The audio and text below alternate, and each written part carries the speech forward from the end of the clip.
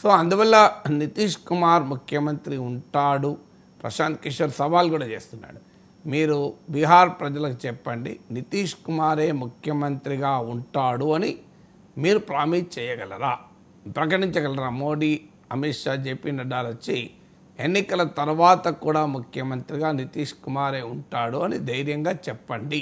మీరు ఆ సాహసం చేయలేరు, చేస్తే ఎన్నికల్లో గెలవరని మీకు తెలుసు అంటూ ప్రశాంత్ కిషోర్ ఛాలెంజ్ కూడా చేస్తున్నాడు. నితీష్ కుమార్ పాపులారిటీ రేటింగ్ ఏమో గణనీయంగా పడిపోతుంది. ఇటీవల సీ ఓటర్ సర్వేలో 50% అబోవ్ నితీష్ కుమార్ ప్రభుత్వం మారాలి అని అభిప్రాయం వ్యక్తం చేశారు. మరో 22% నితీష్ కుమార్ ప్రభుత్వ పాలన బాగాలేదని, ఎన్డీఏ పాలన బాగాలేదని చెప్తూనే ఈ ప్రభుత్వం పోవాలి అని స్పష్టంగా అభిప్రాయం వ్యక్తం చేయలేదు. అంటే 71-72% మంది ప్రజలు